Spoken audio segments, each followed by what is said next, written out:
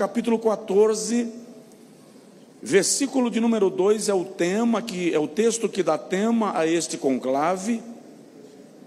Vamos ler o versículo 1 e o versículo 2, que diz: não se turbe, não se perturbe, não se inquiete. Se fosse uma Bíblia nordestina, seria: não se aveste o seu coração. Crede em Deus, crede também em mim. Na casa de meu pai há muitas moradas. Se não fosse assim, eu vou-lo teria dito: vou preparar-vos lugar. Amém? Obrigado aos que se levantaram. Coloque assim a mão no peito e diga comigo: Senhor, fala comigo. Amém. Amados, ontem eu saí daqui convicto do que eu iria ministrar hoje à noite. Hoje pela manhã, quando eu cheguei aqui, nos momentos finais da ministração, o Senhor trouxe ao meu coração uma palavra completamente distinta daquilo que eu havia desenhado para ministrar hoje. Eu voltei para o hotel após o almoço e fui escrever aquilo que o Senhor havia gerado no meu coração,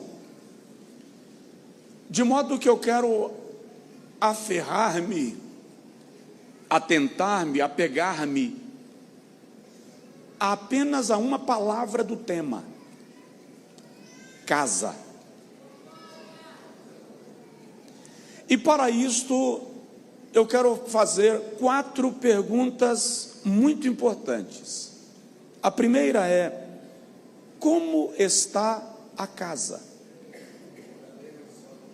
Pergunte aí para o irmão que está do seu lado: como está a casa?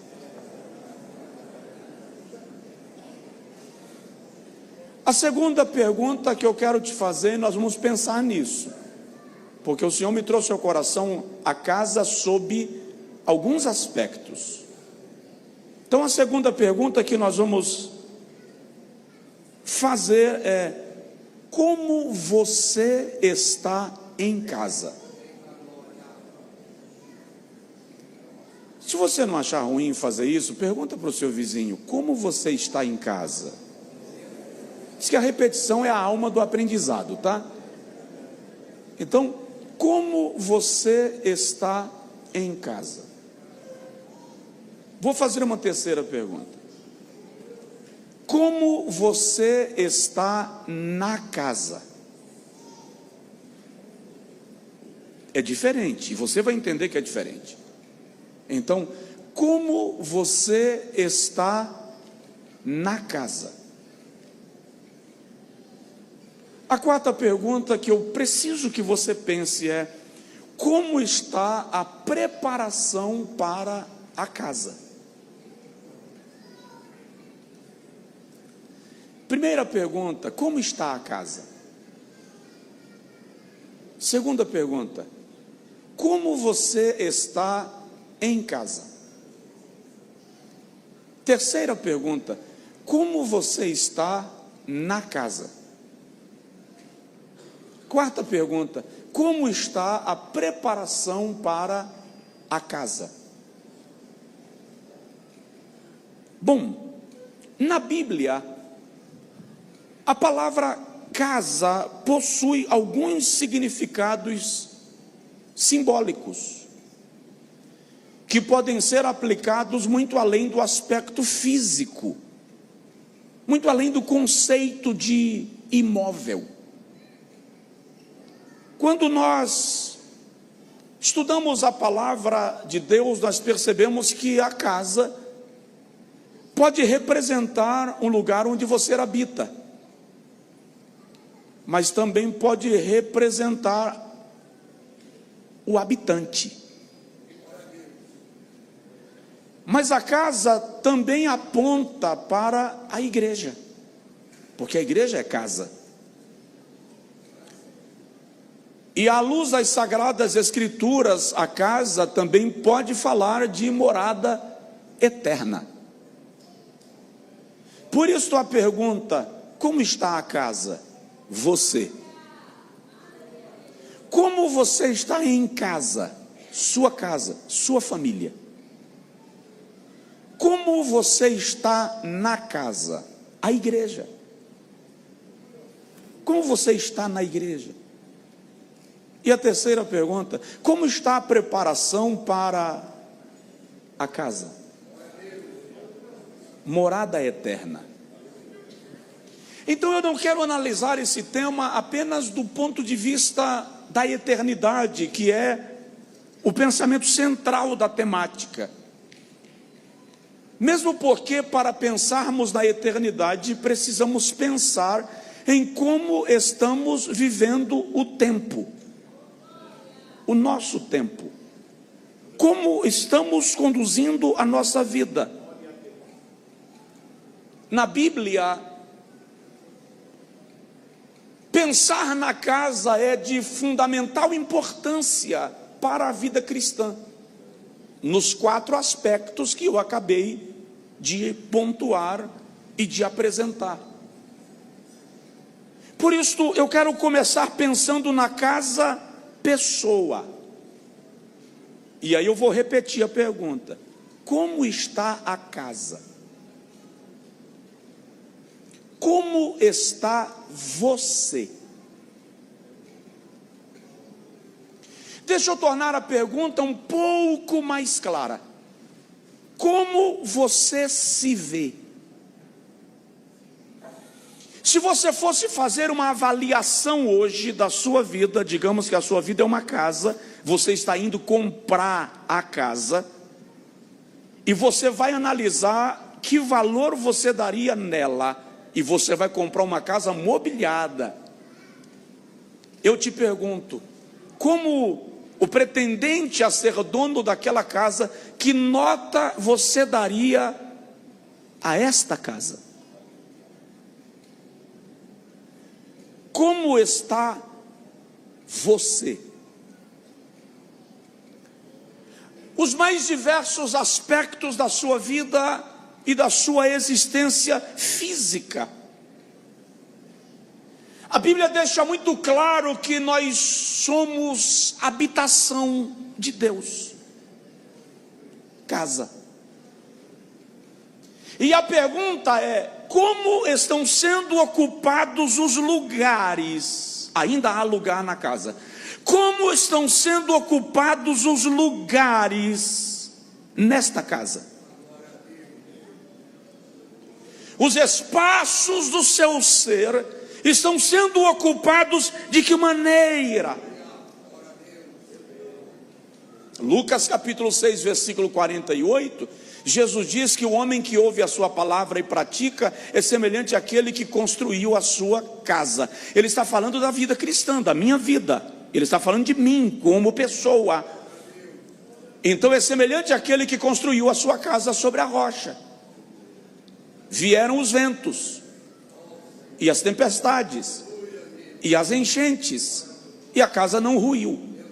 Aí ele diz: mas aquele que ouve a minha palavra e não a pratica é semelhante àquele que construiu a sua casa na areia, e vieram os ventos, e as tempestades, e as enchentes, e a casa ruiu. Se você olhar essa parábola de Jesus, esta metáfora de Jesus, você vai perceber que as duas casas enfrentaram as mesmas adversidades: vento, enchente e tempestade. A diferença não está na casa, está em onde ela foi construída.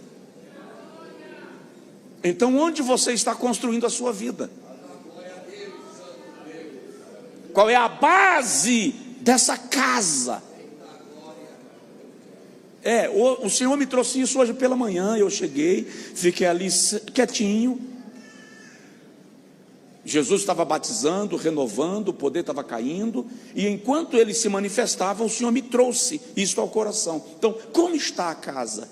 Lá no Evangelho segundo Mateus, capítulo 12, versículo 44 e 45, Jesus diz que quando o homem aceita a salvação de Deus, o Espírito Santo vem e expulsa o antigo morador da casa.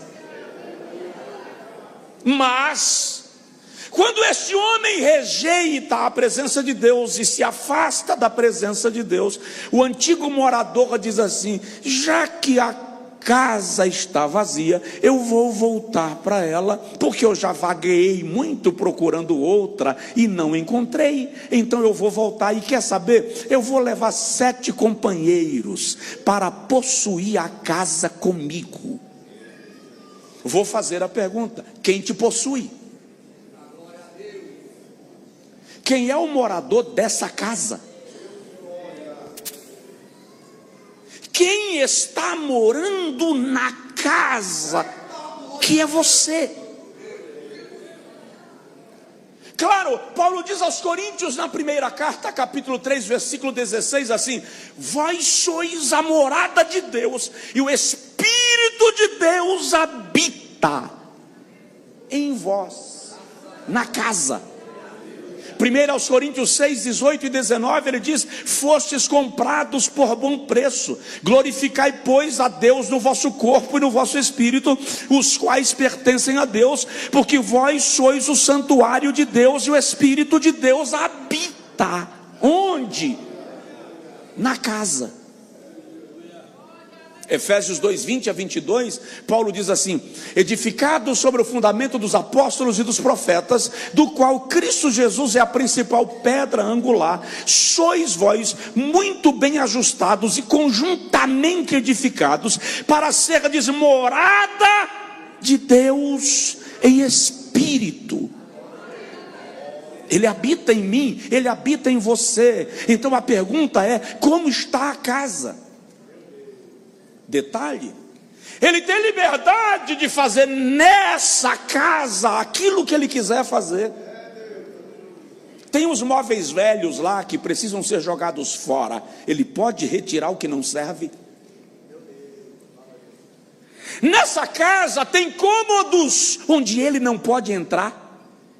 Tipo assim: Senhor, entra na minha casa, entra na minha vida. Aí o Senhor entra. Quando ele vai entrando, você diz assim: não, Senhor, mas tem um quartinho aqui, que esse quartinho ninguém entra, nem a minha mulher tem acesso a isso aqui. Então o Senhor domina toda a casa, mas deixa esse quartinho aqui sem mexer. Deus não disputa espaço em você com ninguém.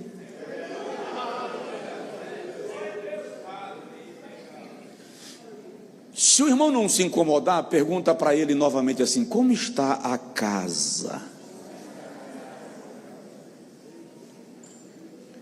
E aí a minha palavra da parte de Deus sobre isto é: deixa Deus, pelo seu Espírito, dominar esta casa completamente.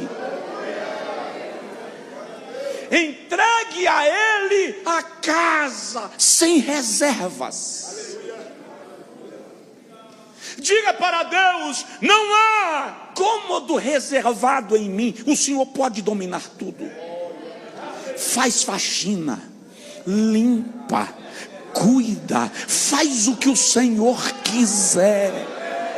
Tira ninho de rato, tira ninho de barata, manda embora os cupins, todos os transtornos da minha alma o Senhor pode tratar. Entra, caminha, passeia, lava, encharca, domina, porque a casa é tua. Aquele louvor: esta casa é tua casa, nós para você. Diga comigo: Senhor. Diga: Senhor, Senhor, esta casa é tua.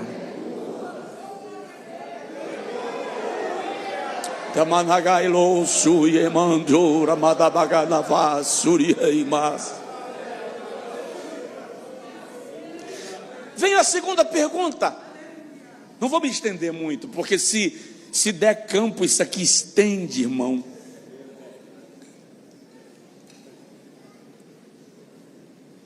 Como está você em casa?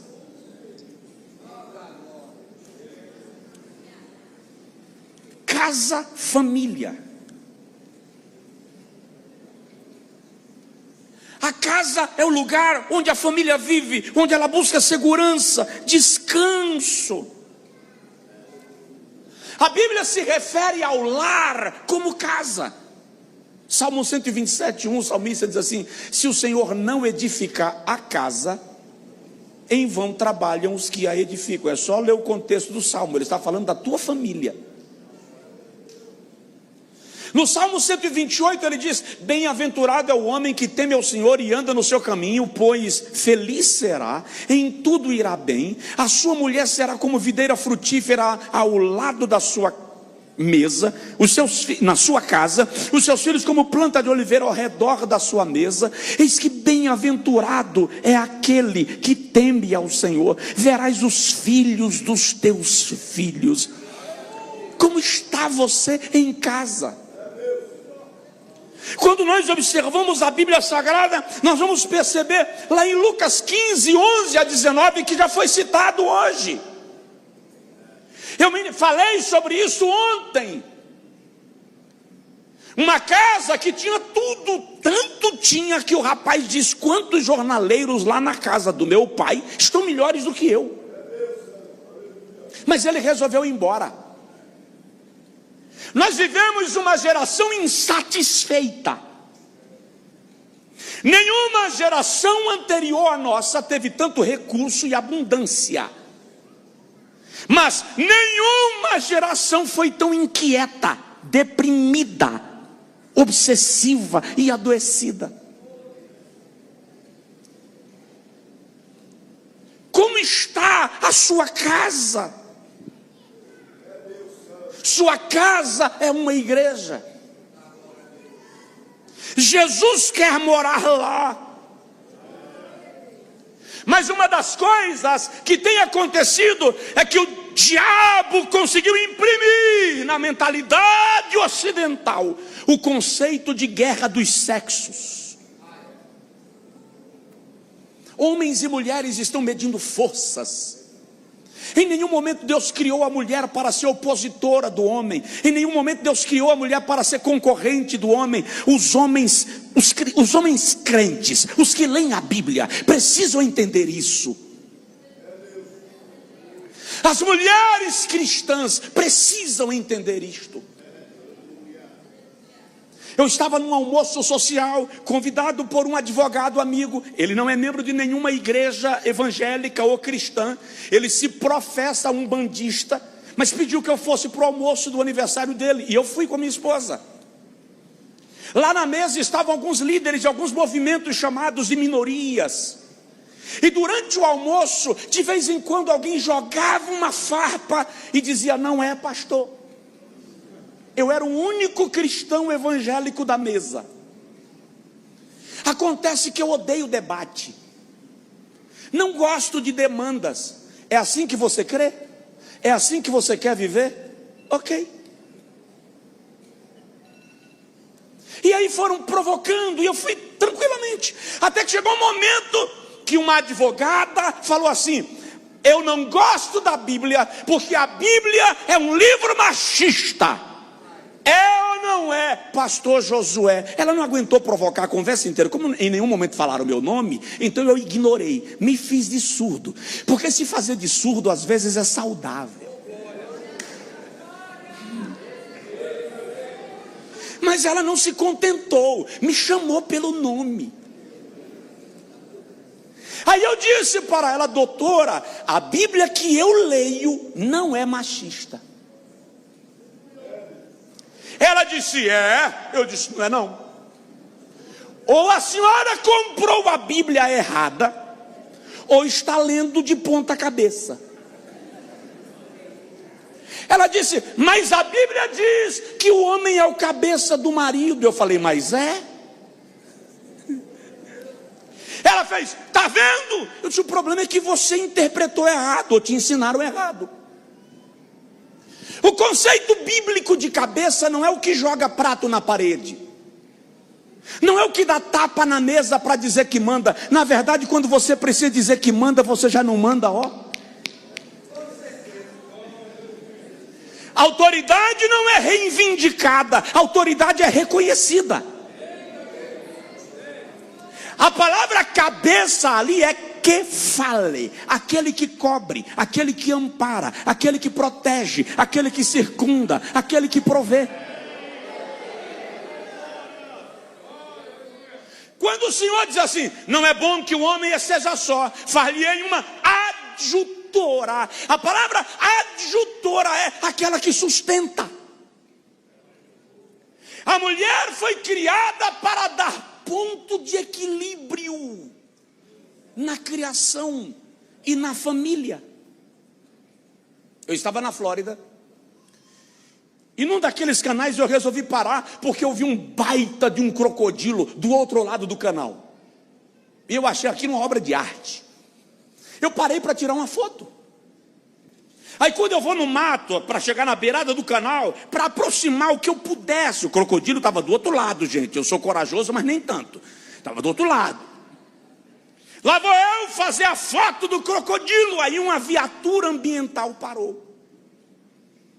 E o guarda ambiental disse assim, é exatamente esta a estratégia. E eu perguntei, como? Ele disse, a 10 metros tem um de você e você não viu. Aí ele falou, você está tão encantado com o crocodilo do outro lado, que você não percebeu o de lado de cá. E a estratégia é essa, o daqui te dá com a cauda, te joga na água e os dois descem para o almoço. Quando Deus cria o homem, ele diz assim, lavra, cuida, guarda. O homem está cuidando de toda a obra criada. Ele é o gestor do planeta. Jeová olha e diz assim, quem cuida da retaguarda dele? Enquanto ele cuida das minhas coisas, quem cuida dele? Por isso o Senhor diz, não é bom que o homem esteja só. Vou criar alguém que vai cuidar da retaguarda. Alguém que percebe o que ele não percebe, que vê o que ele não vê, que pressente o que ele não sente. A ideia de Deus não foi criar competição na família, mas o que tem acontecido? O que tem acontecido é uma inversão de papéis, uma distorção de papéis. Filhos já não têm mais referência de casa. Lamentavelmente, homem e mulher está demandando força. Semana passada, um cidadão cabeça oca, desculpa a expressão, assassinou a esposa em Belo Horizonte, porque ela tinha um salário maior do que o dele.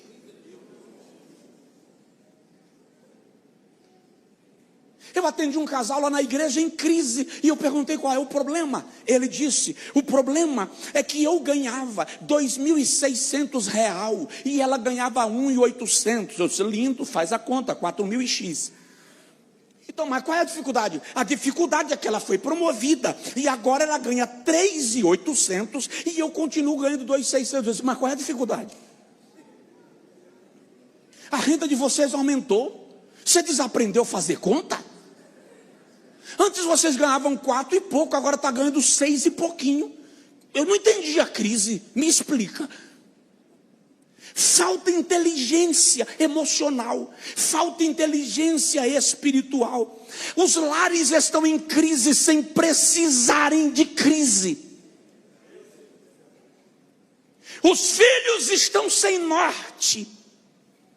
Vivemos uma geração de filhos órfãos de pais vivos. Rebentos rebeldes. O sacerdócio do lar morreu. Maridos que já não pastoreiam a sua família. É chegada a hora em que a glória de Deus, antes de se manifestar no templo, vai se manifestar na tua casa. Eu sou pastor de igreja e eu gosto de igreja cheia, mas não adianta templo cheio com casas vazias. Ei, o avivamento se manifesta aqui, mas começa em casa. Diz aí para o seu vizinho: o avivamento começa em casa, o avivamento começa no seu lar. O Espírito de Deus quer entrar na tua casa. Olha o poder do sacerdócio. Tem uma mulher há 12 anos sofrendo de uma hemorragia que não sara. A tradição diz que ela menstruou aos 12 anos e nunca mais o fluxo sanguíneo estancou. Se é verdade, agora ela tem 24, 25 anos e continua sangrando. Uma mulher, no período do ciclo menstrual, no contexto de Israel, não podia ficar em casa.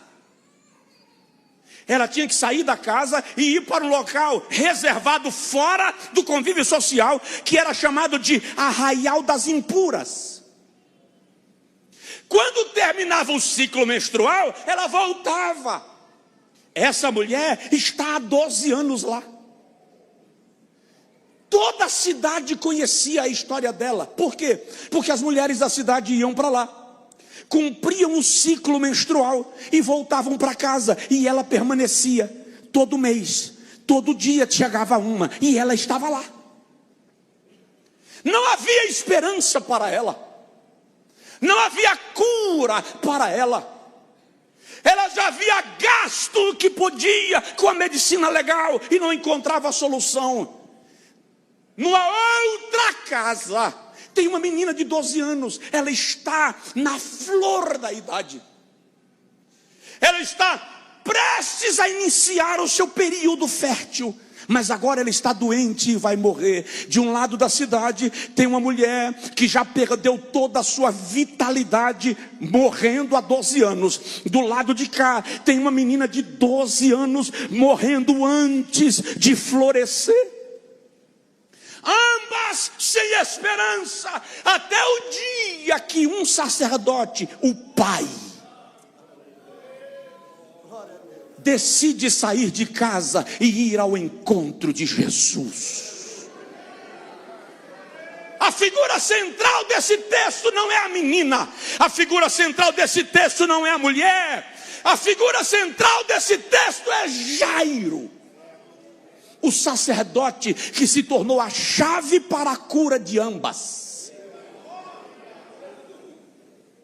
Porque quando ele encontra Jesus, ele diz: Senhor, tem misericórdia de mim, a minha filha está passando mal, ela vai morrer. Jesus diz assim: eu vou em tua casa e a sararei. Foi nessa parada de Jesus para conversar com Jairo que a mulher, há 12 anos que sangrava, vem devagar e ela consegue encontrar a orla do manto do mestre.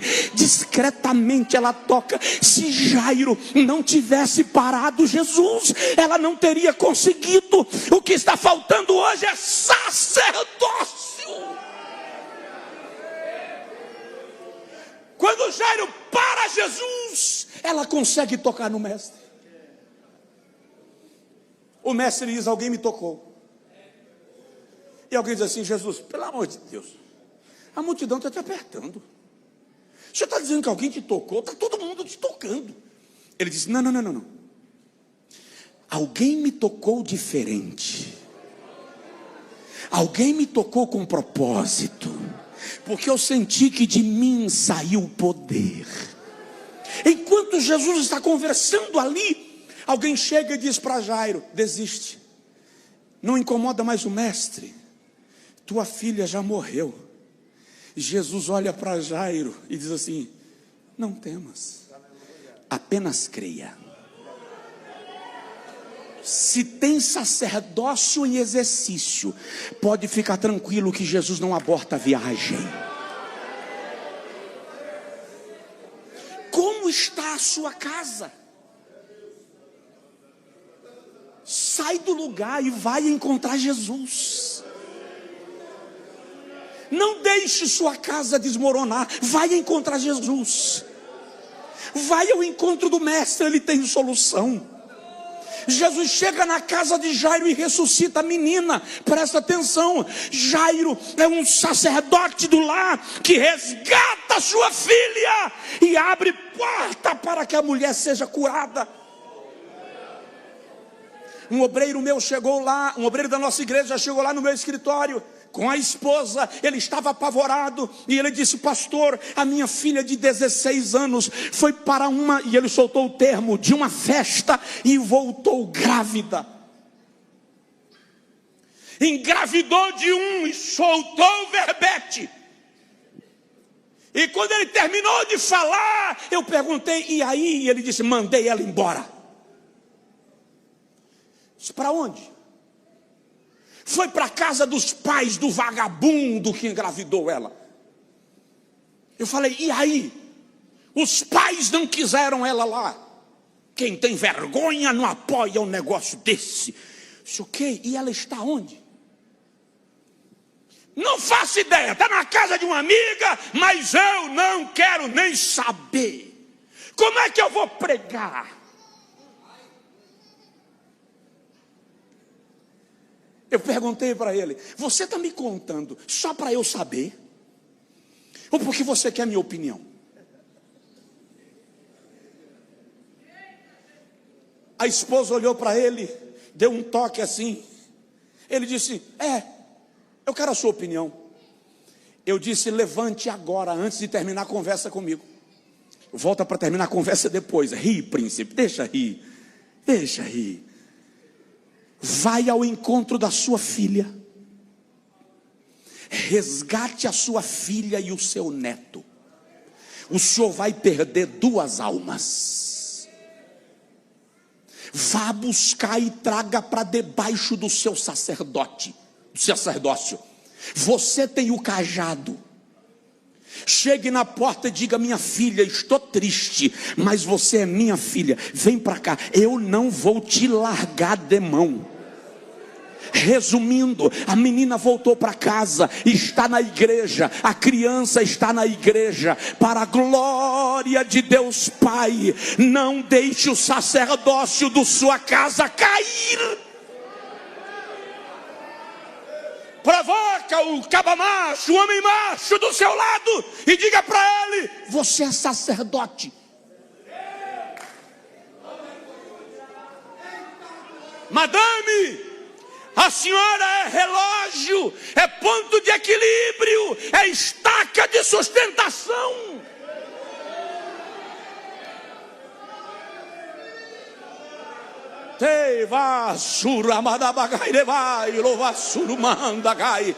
Como está a sua casa?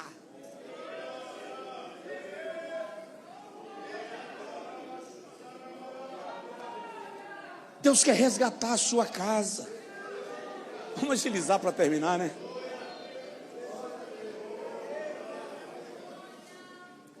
Gente que na igreja fala em línguas, profetiza, sapateia, exorta os outros, mas a casa está despencando.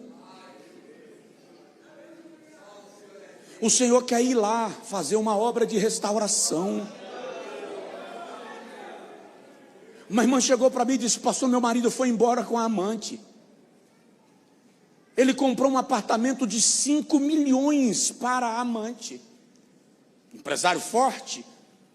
Eu disse: e aí, minha irmã? Disse que não me quer mais nem pintada de ouro. Aí ela disse assim: eu fui numa vigília essa semana.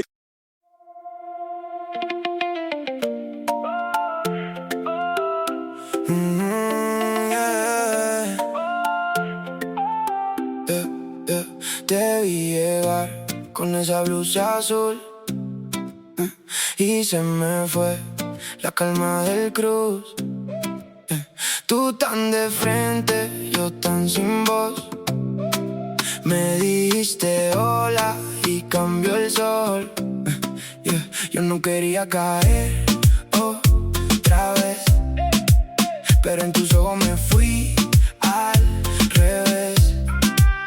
Y ahora tú me tienes así, dando vuelta dentro de ti. No me sueltes si vas a volver, quédate quédate cerca. I almost said it on the way back home, but the words got stuck in my throat. You looked at me like nothing was wrong, so I let it go. We laughed about some random thing, like we weren't slowly fading out. Funny how we both can feel it, but never talk it out. It's always easier pretending than watching something end. We keep the peace in silence, like it's a better friend. I almost said it, but I didn't. Now it's hanging in the air. We act like nothing's different, but it's everywhere. I almost said it.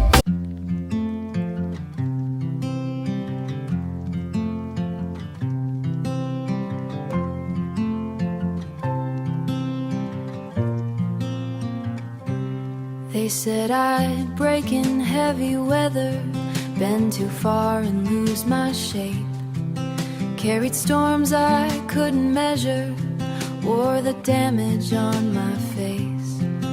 Tried to hide the cracks and fractures, like they made me less than whole.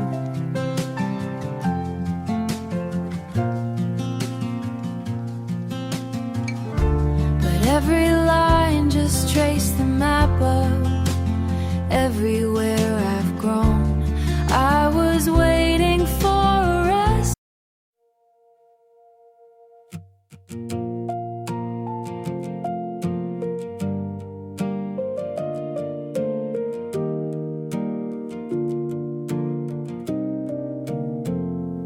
We stopped finishing our sentences, left them hanging in the air. Used to talk till morning came, now there's nothing there. We kept trying out a habit, not because it felt the same. Two good hearts just slowly walking out of place. No explosions, no blame to assign, just a quiet change over time.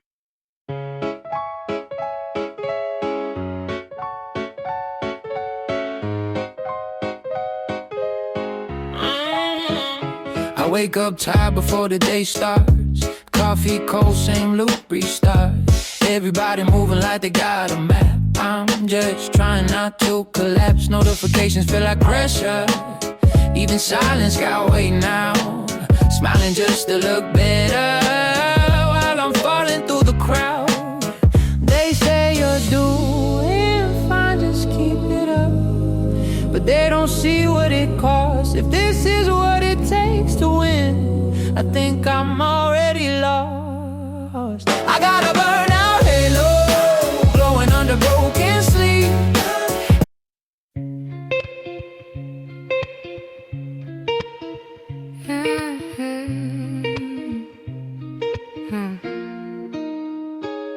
I walk these streets like they remember me. Neon signs blinking out my history. Same old cafe, same empty seat, but nothing here feels like it knows me. Phone in my hand, but I don't call back. Voices fade in the train track crack. Everybody's moving too fast. I'm stuck in a place I can't outlast it. Every corner feels like deja vu, like I've been lost here way too long. Even the silence hums your tune, but I can't tell what went wrong. This city knows my name too well, but never asked.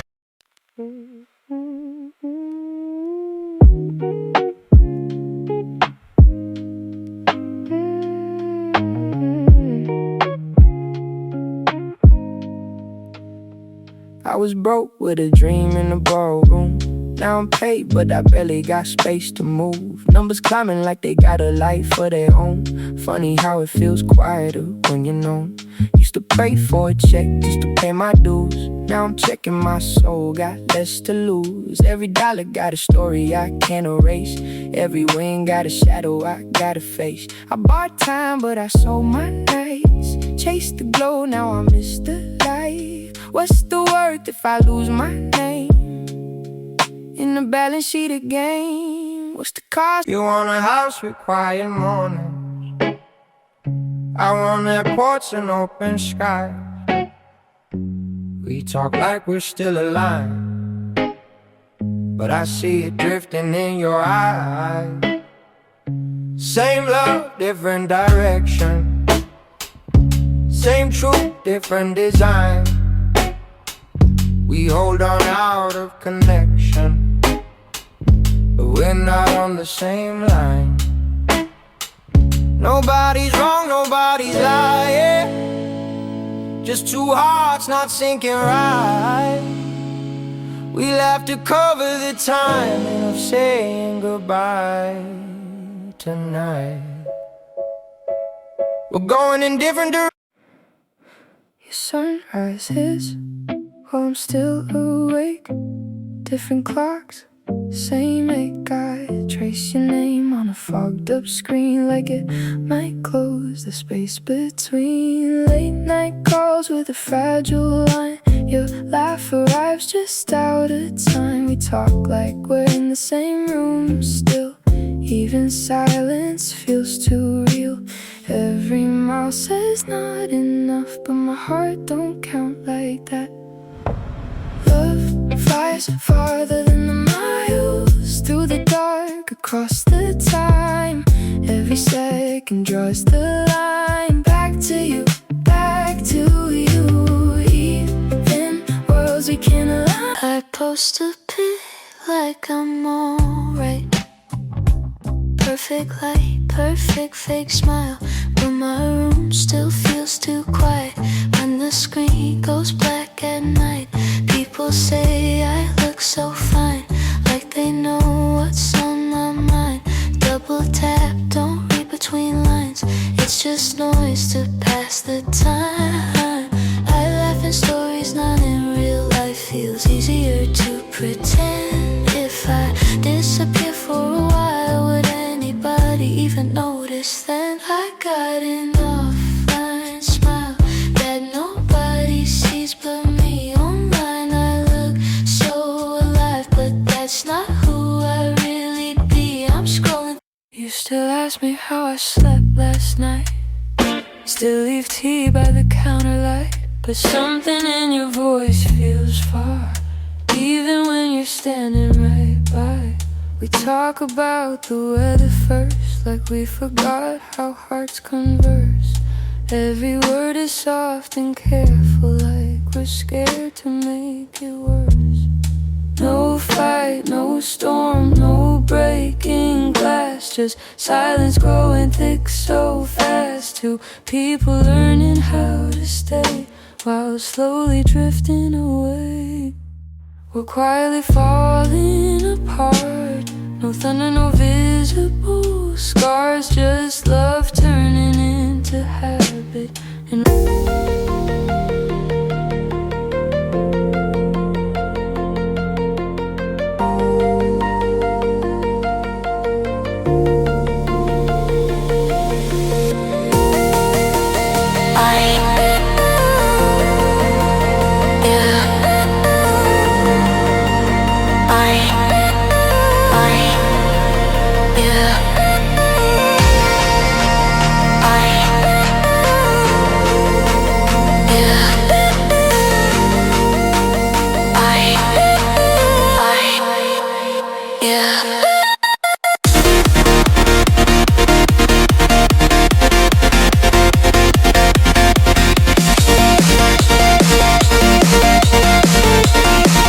Isso eu estou pregando numa igreja presbiteriana.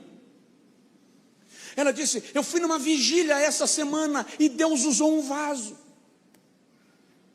E o vaso falou comigo para eu desistir dele, porque ele não é meu. Eu perguntei, minha irmã, quantos anos de casada a senhora tem?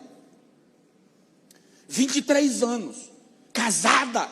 Há 23 anos? E o marido ainda não é seu.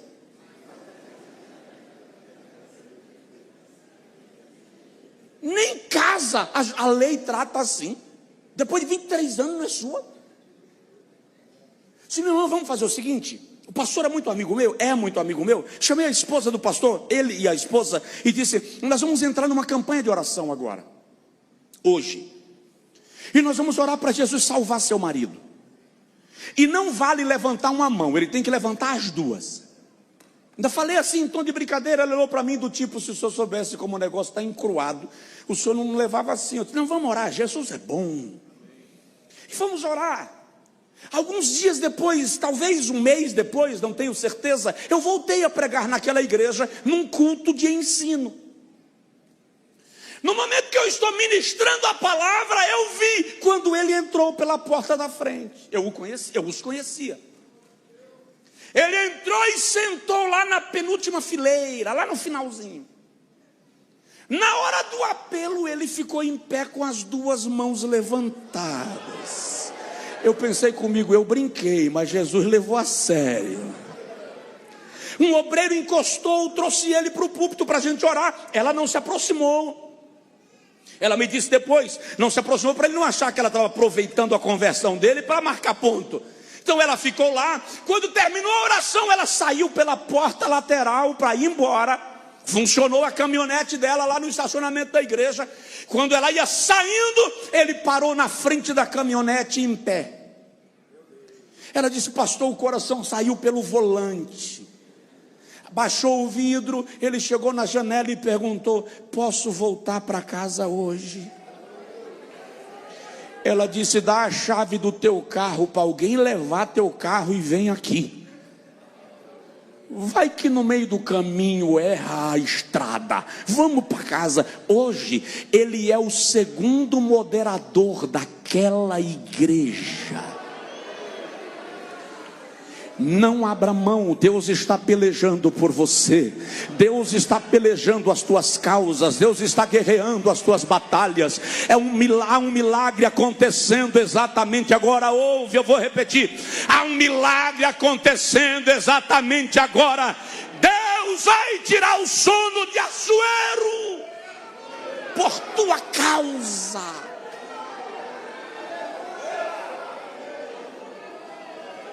Só quem pode dá glória a Deus.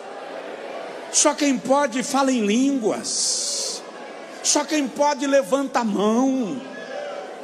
Não, pastor, essa palavra não me toca, porque minha casa não tem problema. Se o Senhor não edificar, em vão trabalhos que edificam. Se o Senhor não guardar, em vão vigiam as sentinelas. É Deus quem guarda a tua vida e a tua casa. Só quem é pai e mãe, levanta a mão, por favor, assim. Isaías 65, 23. Recebe essa palavra, segura, recebe essa palavra. Os vossos filhos não serão filhos para a destruição, não serão filhos para a calamidade, porque eles são a geração dos benditos do Senhor. Recebe esta palavra. Declare que seu filho e sua filha é propriedade de Deus. Amai lebai lovassuriai kovassuri rolabagai.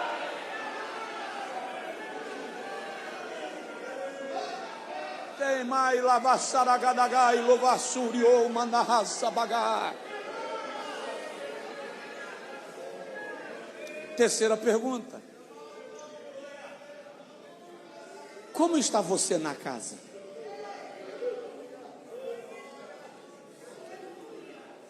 Como está você aqui? Como é que está a sua situação na igreja? Como você está vivendo o pastoreio que está sobre a sua vida? Há lugar na casa. Como você está vivendo o culto? Como anda o seu compromisso com a casa? Em toda a Bíblia, as comunidades de Deus, eu digo de Deus porque Israel e a igreja são chamados de casa. No Antigo Testamento, a congregação dos eleitos, a casa dos eleitos, era chamada de Beit Knessia, ou seja, a casa daqueles que o Senhor elegeu. No Novo Testamento, a igreja é chamada de casa de Deus. No Salmo 23, versículo 6, o salmista diz: certamente que a bondade e a misericórdia do Senhor me seguirão todos os dias da minha vida, e habitarei onde? Onde? Na casa do Senhor por longos dias. Salmo 84, 1 a 4: quão amáveis são os teus tabernáculos, Senhor dos exércitos. A minha alma suspira e desfalece pelos teus átrios. O pardal encontrou casa e a andorinha encontrou ninho para si. Eu encontrei os teus altares, Senhor e Deus meu. Mais vale um dia na tua casa do que 1000 em qualquer outro lugar. Salmo 27, 4, ele diz assim: uma coisa pedi ao Senhor e a buscarei. Eu estou pedindo algo a Deus e eu vou buscar. O quê? Que eu possa morar na casa do Senhor. Não, eu não quero congregar. Eu não quero ir no culto 2 vezes por semana. Eu não quero ir no congresso. Eu quero é morar na casa do Senhor. Interessante é que Davi, quando escreveu esse salmo, está vivendo um período de perseguição de Saul. Ele está fora de Jerusalém. Então Davi está dizendo: eu queria que Saul soubesse que ele está me perseguindo por causa do trono e da coroa. Mas o que me encanta não é o trono. O que eu mais quero não é a coroa. O que eu quero é morar na casa do Senhor por todos os dias da minha vida. Mas para quê? Para contemplar a formosura do Senhor e aprender no seu templo.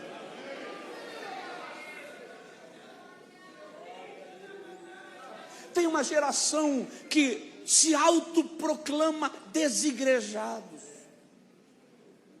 Para eles, congregar não é necessário.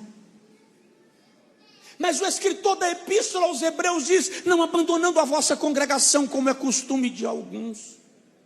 E aí, ele dá para nós, pelo menos, 3 motivos para nós congregarmos. Lá em Hebreus 10, 25, quais são? Primeiro, consideração mútua, ou seja, zelo um pelo outro, cuidado um pelo outro, atenção um para com o outro.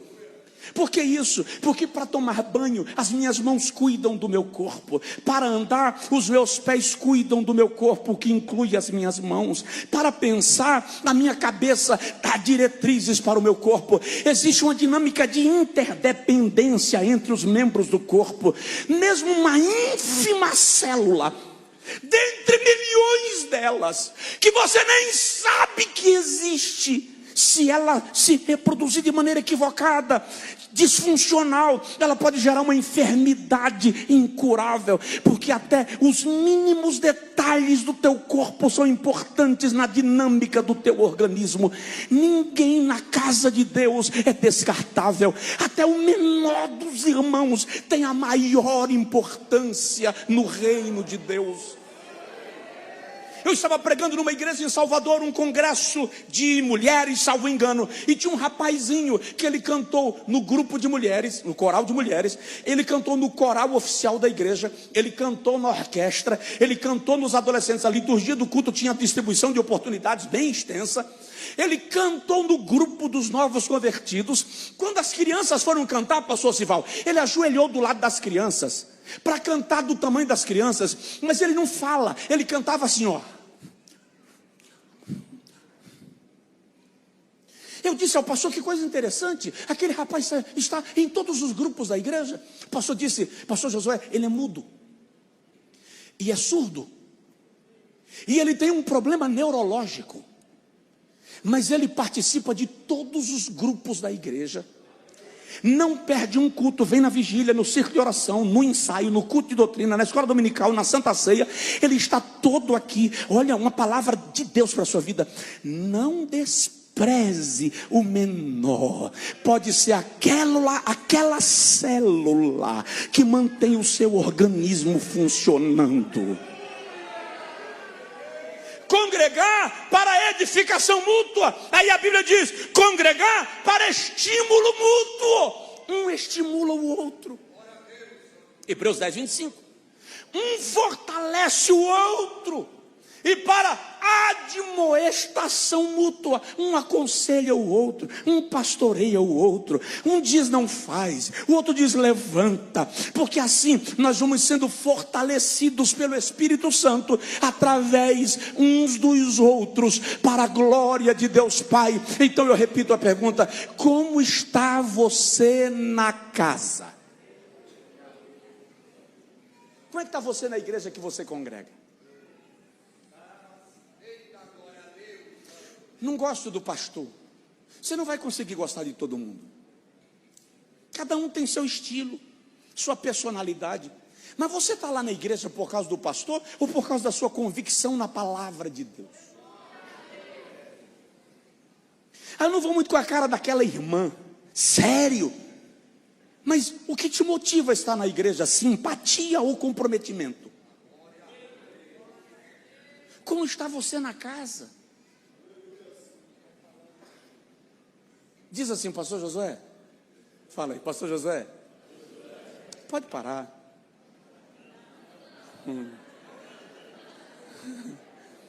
Como está a casa? Como está em casa? Como você está na casa? Gente, igreja é um lugar de gente. As pessoas aqui não são perfeitas. Se elas fossem perfeitas, elas não estariam aqui, estariam no céu. Aqui é hospital. Aqui é oficina. Vamos usar uma linguagem bíblica. Aqui é casa de oleiro. O vaso chega aqui trincado, quebrado, cheio de defeito. Só os perfeitos levantem a mão, por favor. Porque ninguém levanta a mão nessas horas. Mas quando a gente conversa com a nossa vaidade, a nossa religiosidade diz: eu sou mais crente do que fulano. Na verdade, quando você se sente mais santo do que fulano, você está se colocando na condição de perfeito. Quando você julga fulano, você está se colocando na condição de juiz. Quando você despreza fulano, você está se colocando na condição de árbitro. Entende uma coisa: o Senhor pegou essa pacoteira de gente cheia de problema e colocou dentro do mesmo lugar. Para quê? Para glorificar o seu nome. E é aqui onde Satanás fica doido, porque ele foi criado perfeito, parâmetro de perfeição. Perdeu a perfeição, virou o diabo e não tem chance de resgate. Eu e tu nascemos imperfeitos. Em pecado me concebeu a minha mãe. Você já nasceu com uma carga, com uma tradição de pecado, com uma natureza pecaminosa. Mas Jesus olhou para você e disse assim: eu quero, eu a quero, eu o quero. Alguém deve ter dito: mas Senhor, olha tanto defeito, não presta para nada. Jeová diz: mas eu quero. Mas como? Porque eu paguei, eu comprei. E quer saber? Não paguei à vista, não paguei parcelado, paguei adiantado. Quando nasceu eu já havia pago a conta para que ele fosse meu, para que ela fosse minha. Eu chamei-te pelo teu nome, te remi, e tu és meu. Dá para dar glória a Deus?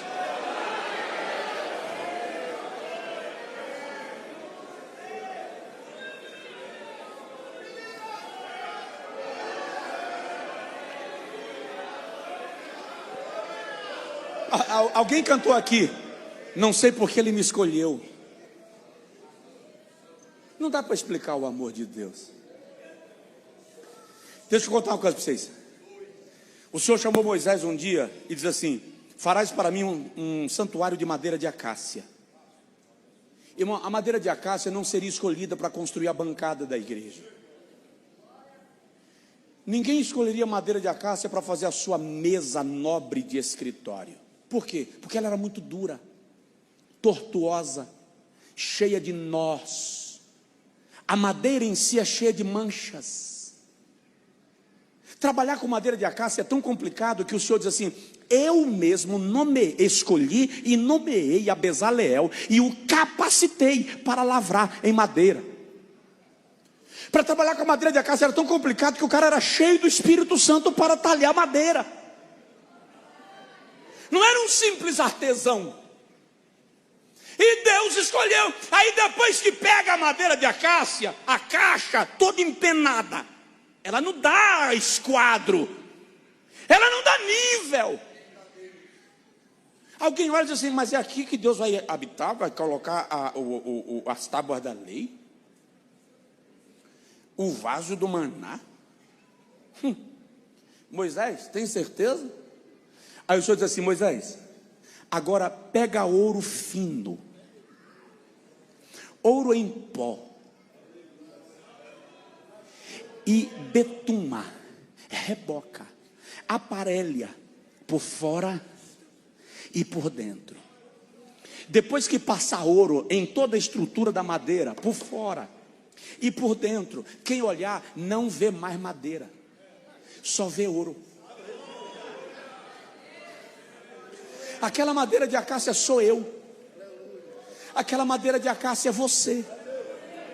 Deus olhou e disse: pega assim mesmo, cheio de tortuosidade, cheio de defeito, cheio de problema, ninguém aguenta, a mulher não suporta mais, o marido está quase mandando embora, mas pega, traz para cá e betuma, cobre de ouro. Ouro fala da natureza divina. Você veio cheio de defeitos, mas Deus colocou na tua vida natureza divina, por dentro e por fora, e te fez santuário.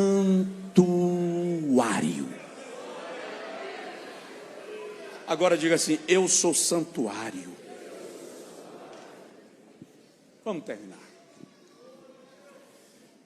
Como está a casa? Como você está em casa? Como você está na casa?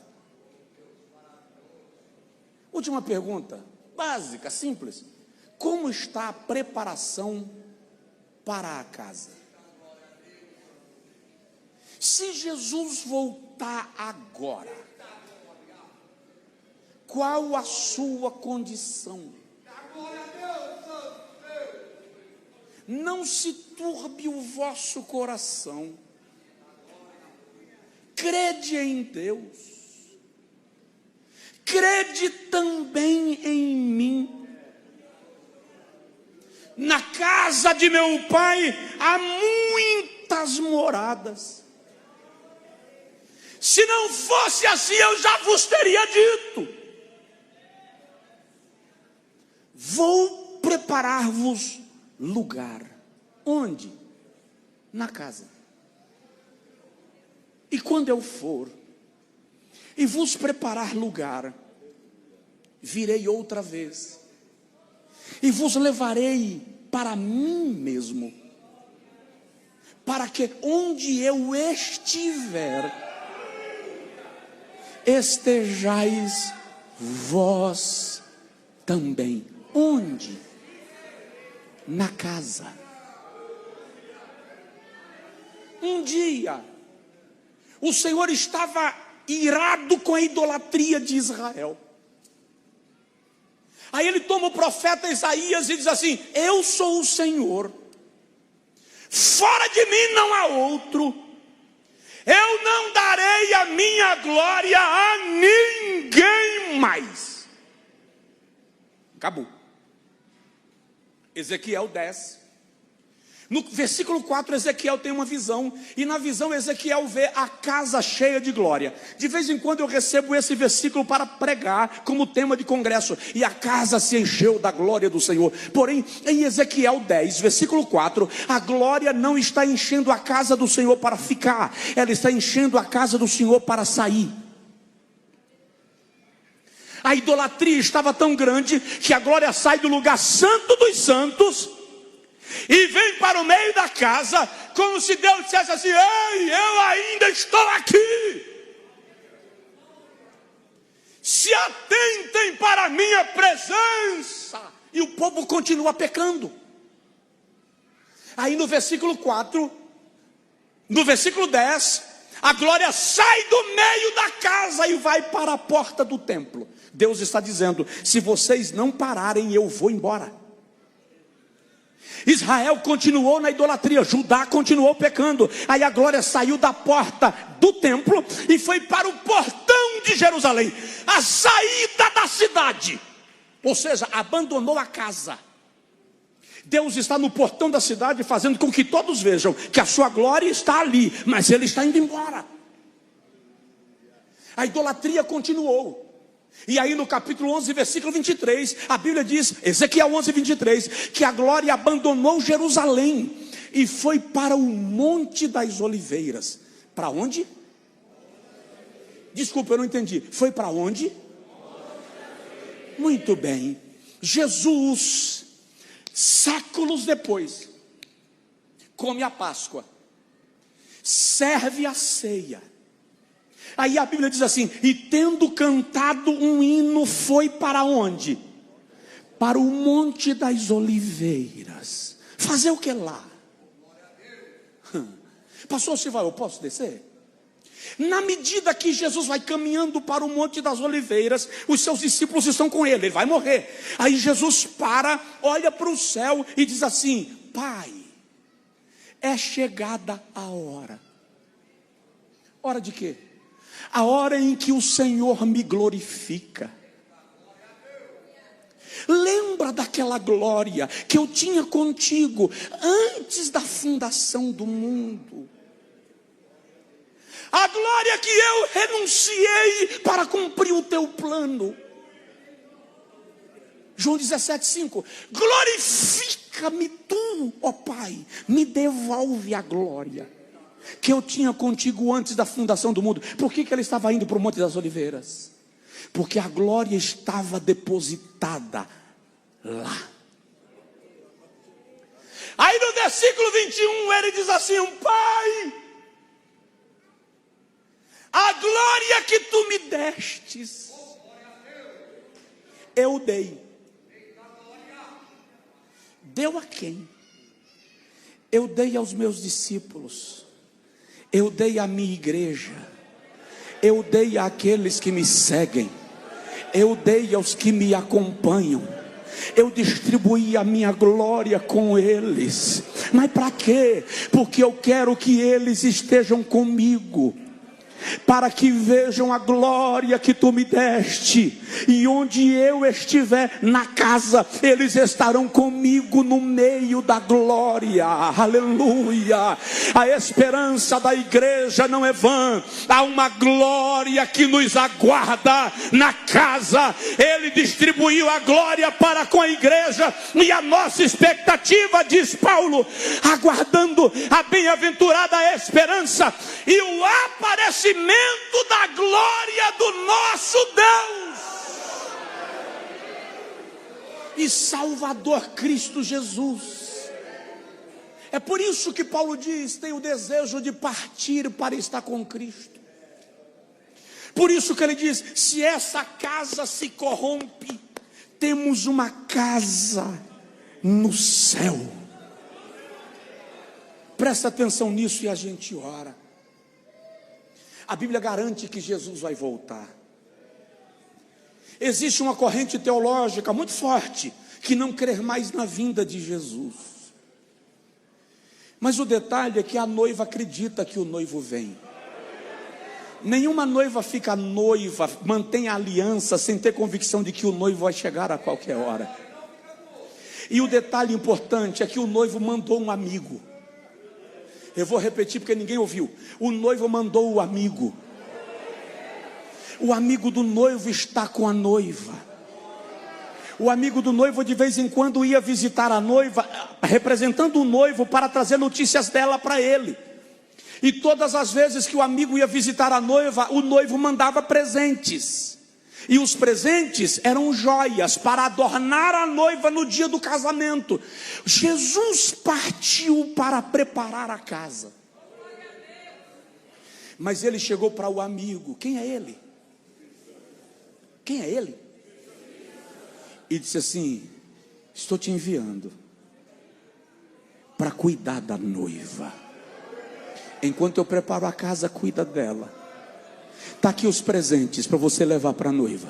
São joias. Quais são os presentes? Dons espirituais, fruto do Espírito. Adorna ela. Veste a noiva, veste. Cada vez que a igreja se reúne, é banquete. O noivo, amigo do noivo, senta para a mesa para comer do banquete que a noiva está enviando. Cada glória, cada aleluia, cada louvor, cada celebração é banquete que a noiva envia para o noivo.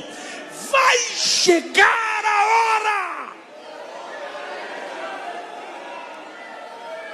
que o noivo vai olhar nos olhos do pai. O pai vai olhar nos olhos do noivo. E eles vão dizer um ao outro: é hora de buscar a igreja. Fica de pé, por favor, quem puder. E você que é casa do amigo do noivo, você que é casa do Espírito Santo, onde você estiver, você vai sentir. Eu acredito que onde um crente salvo estiver, na hora do arrebatamento, ele vai sentir que Jesus está vindo, porque o próprio amigo do noivo vai mexer lá no coração dele. Você está no volante do ônibus, no volante da caçamba, lá no consultório, no centro cirúrgico, no escritório, no tribunal. Você está lá na viagem e vai dar aquela alegria inexplicável. Aí você começa a chorar. E você começa a falar em línguas. É o Espírito Santo dizendo: o noivo está chegando. A trombeta vai tocar agora. E a trombeta vai tocar. E nós subiremos. Para onde? Para casa. Dá uma sacudidela no seu vizinho, por favor. E diz para ele: quero ver você no céu.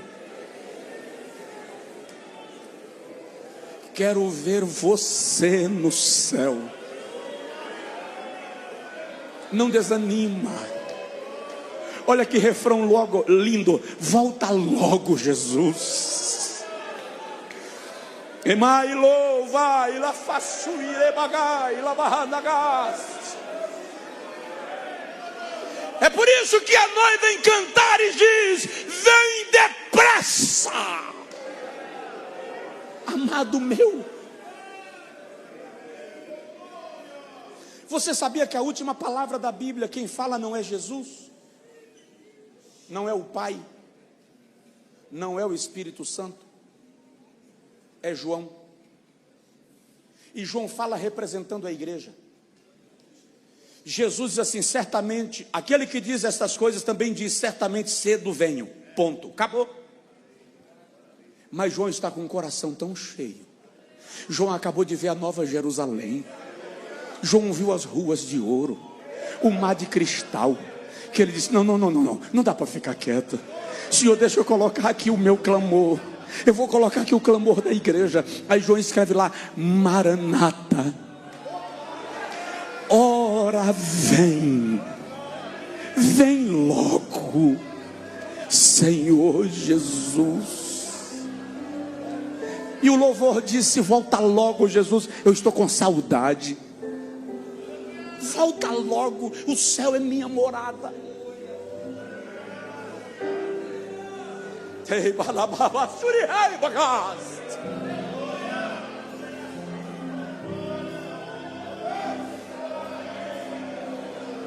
Suiriai, Vassuramai, Derra, Chorabagai.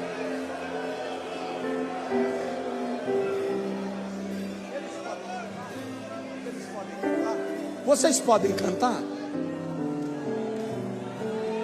Pastor José Neco, pastor Sival conviveu com ele, pastor em Alagoas, estava internado, desfalecendo à morte. Os filhos estavam no quarto com ele a pedido dele. Em dado momento, uma das filhas foi ao toalete. Quando voltou, o pastor José Neco estava dando os últimos suspiros. E um amigo, genro dele, disse que a filha caiu de joelhos e disse: Senhor, não, eu não aceito. E ele só levantou a mão e fez assim: me deixe ir para casa.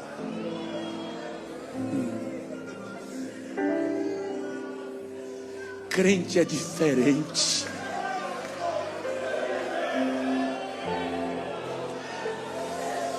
Crente é diferente.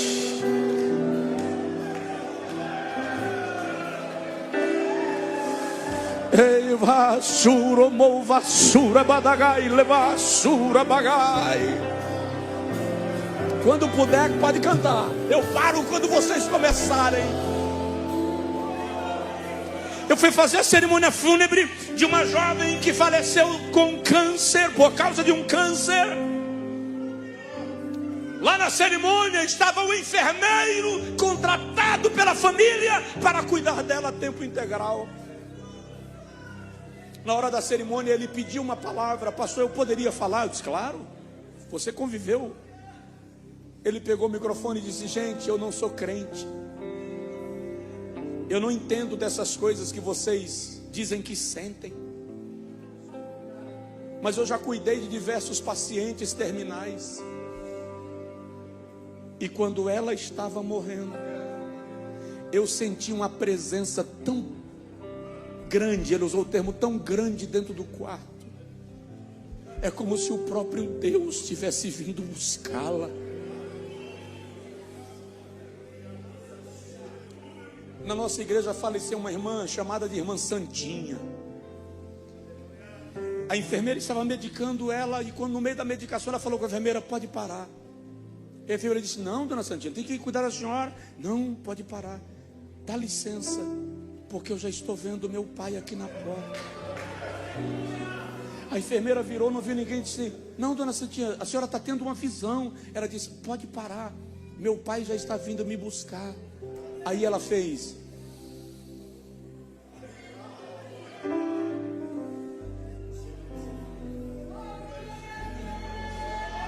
na casa do meu pai há muitas moradas.